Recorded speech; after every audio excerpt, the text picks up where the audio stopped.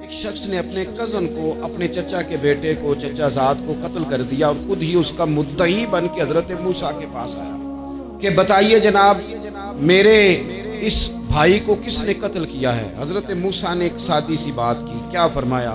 وَإِذْ قَالَ مُوسَىٰ لِقَوْمِهِ إِنَّ اللَّهَ يَأْمُرُكُمْ أَن تَذْبَحُوا بَقَرَةً۔ حضرت موسیٰ علیہ السلام نے اپنی قوم سے کہا کہ اللہ تمہیں حکم دیتا ہے کہ ایک گائے ذبح کرو، گائے کا کچھ حصہ مقتول کو مارو، وہ خود اٹھ کے بتا دے گا مجھے کس نے قتل کیا ہے۔ یہ پہلا سپارہ ہے قرآن مجید کا، آپ اس کو دیکھ لیں، یہ آیت نمبر 67 سے شروع ہو رہا ہے۔ تو اب وہ چونکہ ذبح کرنا نہیں چاہ رہا تھا، اس کو پتا تھا کہ مجرم تو میں خود ہوں، وہ ذبح چونکہ کرنا نہیں چاہ رہا تھا، اس سے کہا کہ مارو ایک حصہ گائے کا، اس کو تو یہ اٹھ کے بتا دے گا۔ تو اس نے جواب کیا دیا؟ قالوا اتتخذون ہزوا، کہنے لگا آپ میرے ساتھ مذاق کرتے ہیں، ابھی ایسا بھی ہوا ہے۔ قال اعوذ باللہ ان اکون من الجاہلین، حضرت موسیٰ علیہ السلام فرمانے لگے میں اللہ کی پناہ مانگتا ہوں میں جاہلوں میں سے ہو جاؤں۔ ہر وقت مذاق کرتے رہنا یہ تو جاہلوں کا طریقہ ہے۔ کن کا ہے؟ حضرت موسیٰ نے کہا ہے، قرآن پاک ہے، ہر وقت مذاق کرتے رہنا۔ خوش طبعی اور چیز ہے، مسکراتے رہنا، لیکن کسی کا مذاق ہر وقت اڑاتے رہنا کن کا طریقہ ہے؟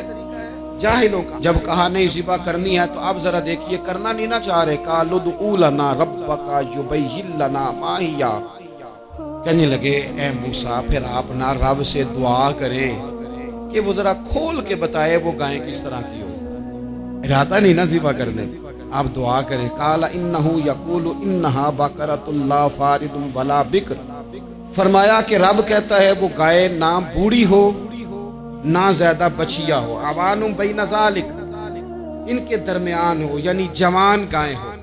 فافعلوا ما تؤمرون، کرو جس کا تمہیں حکم دیا جا رہا ہے۔ قالوا ادع لنا ربک یبین لنا ما لونھا، لو اگلی بات سن لو، کہنے لگے آپ دعا کریں رب سے کہ وہ کھول کے بتائے اس کا رنگ کس طرح کا ہو، رنگ بتائیں کس طرح کا ہو۔ قال انہ یقول انہا بقرۃ صفراء، فرمایا رب فرماتا ہے کہ صفراء رنگ کی ہو، یعنی گہرے زرد رنگ کی۔ رب فرماتا ہے اس طرح کی گائے ذبح کرو۔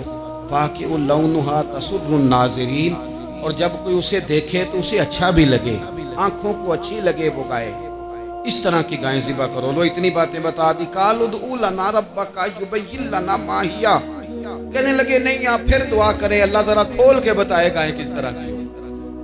ان البقرہ تشابہ علینا، ہمیں ذرا گائیں پر شبہ پڑ گیا ہے کس طرح کی ذبح کرنی چاہیے۔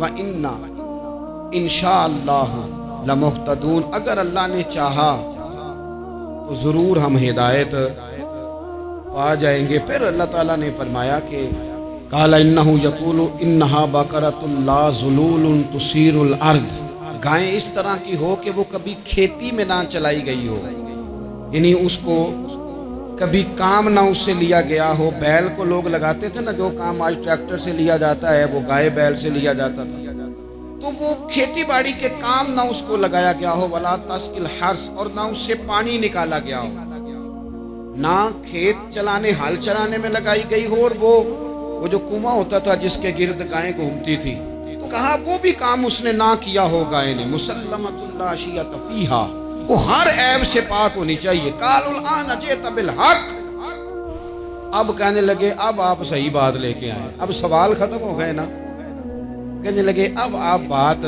فذبحوہا، انہوں نے ذبح کر دی۔ وما کادوا یفعلون، پر ایسا کرتے نظر آتے، لگتا نہیں تھا کریں گے ذبح پر ذبح۔ اچھا یہ گائیں پھر ملی کیسے؟ امام خازن کہتے ہیں کہ ایک نیک آدمی تھا، تو اس کا آخری وقت آ گیا، تو اس کے پاس جو کل جمع پونجی تھی وہ ایک بچیا تھی، گائیں کی بچی، بچیا ویڑی، اس کے پاس وہ ایک بچیا تھی صرف۔ تو اس نے اس طرح کیا کہ اس کی گردن پر ایک مہر لگائی، اللہ کے نام پر بطور امانت اس نے اس کو جنگل میں چھوڑا، کہ یا اللہ میرا بیٹا ایک ہی ہے وہ بھی چھوٹا ہے، اس کی حفاظت کرنا اور میرے بیٹے کو پہنچا دینا۔ بچہ بالغ ہو گیا، اس کی ماں نے کہا بیٹا جو امانتیں رب کے پاس رکھوائی جائیں نا ان میں خیانتیں نہیں ہوا کریں، جا کے جنگل میں آواز دے تیری گائے واپس آ جائے۔ اس نے جا کے جنگل میں آواز دی کہ وہ جو میرے باپ نے امانت رکھوائی تھی وہ کدھر ہے؟ وہ نشان لگی ہوئی گائیں دوڑتی ہوئی اس کے پاس آئی۔ واللہ خیر الرازقین، جب رب بندوبست کرے، جب اللہ بندوبست کرے تو پھر معاملہ اور ہوتا ہے۔ وہ گائے آ گئی۔ اب اس نے کیا کیا اس نوجوان نے کہ وہ گائے گھر لایا، ماں سے آ کے کہا کہ اماں یہ تو اللہ نے فضل کر دیا۔ ماں کہنے لگی پتر حالات ہمارے خراب ہیں، منڈی میں لے جا اسے بیچ دے، لیکن سودا میری مرضی کے بغیر طے نہ کرنا۔ کس کی مرضی کے بغیر؟ کس کی؟ اماں کی مرضی۔ اور سنو یار، تھے کچھ لوگ جن کو لوگوں نے تانے بھی دیے کہ تم ماں کے پیچھے لگ گیا ہے، لوگوں نے بڑا کچھ کہا، پر جو ماں کی مرضی پہ لگے ناکام نہیں ہوتے زندگی میں۔ یہ دیکھو ماں کی مرضی پہ لگا۔ اس کی قیمت کتنی تھی گائے کی؟ بڑی مہنگی تھی، پر 3 دینار کی تھی۔ منڈی میں لے گیا، 3 دینار اس کی قیمت لگ گئی۔ تو ماں نے کہا تھا میری مرضی کے بغیر سودا نہ کرنا۔ بچے تو نہیں نہ مانتے، اماں کو کیا پتا باہر بزنس کیا ہے، لین دین کیا ہے، اور ماں نے کہا تھا میری مرضی۔ بندہ دے رہا ہے اسے 3 دینار، اس نے کہا جی میں نے طے تب کرنا ہے، ڈن تب کرنا ہے، پہلے اماں سے پوچھنا ہے۔ گھر جا کے اماں سے پوچھا، اماں کہنے لگی دے دے۔ واپس آیا تو اس نے کہا کہ میں 6 دینار دیتا ہوں پر میری شرط ہے، ماں سے نہیں پوچھنا۔ اس نے کہا تو 12 بھی دے، ڈن تب بھی ہونا ہے جب اماں نے کہنا ہے۔ وہ جب اس طرح کی اس نے گفتگو کی، واپس اپنی والدہ کے پاس گئے، کہنے لگے اماں سمجھ نہیں آتی، 3 دینار کی گائیں بندہ 12 میں خریدنے کو تیار ہے، شرط لگاتا ہے کہ اماں سے نہیں پوچھنا۔ تو والدہ کہنے لگی پتر پہلے اس سے جا کے پوچھ کیا وہ ہے کون؟ یہ کوئی روحانی معاملہ ہے، کوئی غیبی مدد ہے، پوچھ۔ اس سے جا کے پوچھا تو وہ کہنے لگا میں تو فرشتہ ہوں اللہ کا،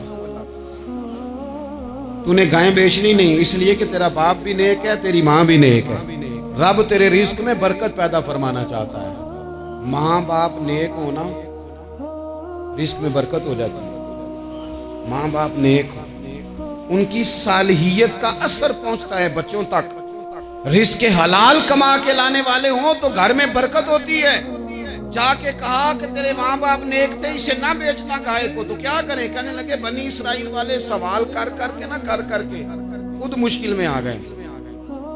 اب وہ ایسی گائے جو جوان بھی ہو، یہاں تو ہر غریب آدمی اپنی گائیں یہاں لگا دیتا ہے، کھیتی باڑی میں یہاں لگا دیتا ہے، کنویں میں پانی نکالنے میں، تو یہاں تو ہر ایک کی گائیں، تو ایسی گائیں جس کا رنگ بھی اتنا پیارا ہو، زیادہ بوڑھی زیادہ بچی بھی نہ ہو، اور ابھی تک کھیت میں بھی نہ لگی ہو، وہ سوائے تیرے کہیں نہیں ہے۔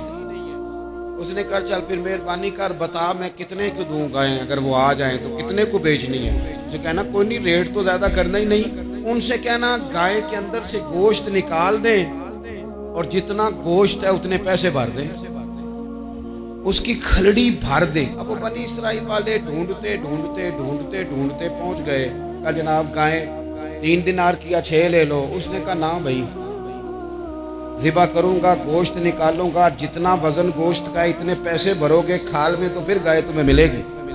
اب مجبور تھے، کیا کرتے؟ ابن کثیر حدیث لائے ہیں، امام سیوطی نے در منصور میں بھی لکھی ہے، نبی پاک صلی اللہ علیہ وسلم نے فرمایا سنو جوانوں، اور اسے دل کی تختی پہ لکھو، نبی پاک علیہ السلام نے فرمایا اگر بنی اسرائیل والے زیادہ سوال نہ کرتے تو اتنی مشکل کا شکار نہ ہوتا۔ انہوں نے سوال اتنے کیے کہ چارہ نہیں ہے اب ان کے لیے، چارہ نہیں ہے اب ان کے لیے کہ یہ ادھر ادھر جا سکے، مجبوری بن گئی، یہی گائے خریدنی ہے، یہی لے جانی ہے۔ اب اتنا سارا مال جمع کر کے وہ گائے خریدی، ذبح کی، تو مقتول کو جب اس کا ایک حصہ مارا تو اس نے اٹھ کے کہہ دیا یہ جو مدعی بنا ہوا ہے نا، یہی تو میرا قاتل ہے، یہی تو میرا قاتل ہے، یہی تو ہے، اس نے یہ سارا کام کیا۔